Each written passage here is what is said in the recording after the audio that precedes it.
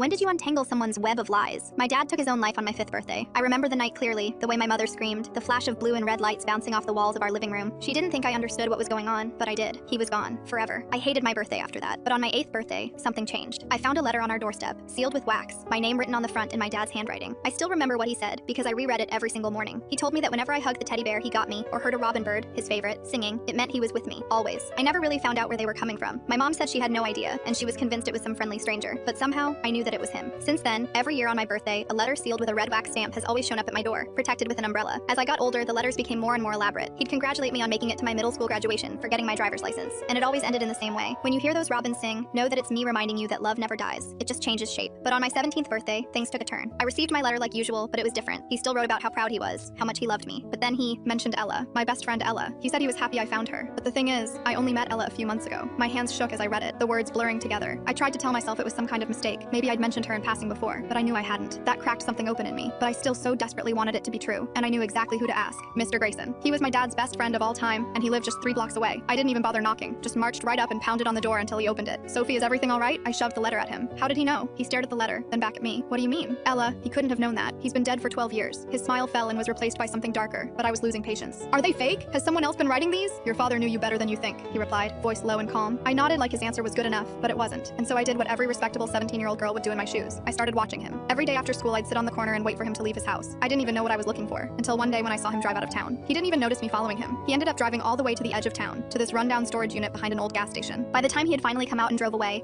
I had already finished 2 full Emma Chamberlain podcast episodes. So that's when I snuck in. The storage unit was still unlocked, probably because he hadn't expected a psycho beach to come snooping around. Inside, it smelled like dust and black mold, rows of boxes stacked to the ceiling. I flipped one open. Letters, dozens of them, all sealed with wax, all labeled with names. I pulled them out slowly, my hands shaking. None of the names were familiar. That's when I found one that I finally recognized, because it had my name on it. For Sophie, if she finds this. It was the exact same wax seal and same handwriting as all the other letters I'd received. The letter read, if you're reading this, Sophie, it means every letter has been safely delivered to your door. Happy 18th birthday, my love. You're now old enough to know the truth. I wrote all of these before I left. I spent my last months putting everything I had into them. Memories, stories, advice I wanted you to have even when I couldn't be there. I hope I was right about the predictions I made about the friends you'd have. I made them based on the woman I knew your mother would raise you to become. I love you. By this point, I was a crying mess, and I felt this hunger to know more. So I kept digging, and I found more stacks of letters, all addressed to different girls' names. I couldn't help myself, so I ripped them open. What I read made me feel like there were suddenly insects crawling all over my skin, because in the exact same handwriting, with the exact same font, were all different letters claiming to be their father. Each letter had different details about their lives, different ways of saying he loved them, like it was personal. I swallowed the bile that was rising in my throat, ran back to my car, and broke every speed limit to drive straight to Mr. Grayson's house. What did you do? I yelled as soon as he opened the door. When he saw me holding the letters, I saw fear flash across his face. Good. He didn't answer, just stepped aside and gestured for me to come in. As soon as I did, he shut the door behind me. You shouldn't have gone there, Sophie.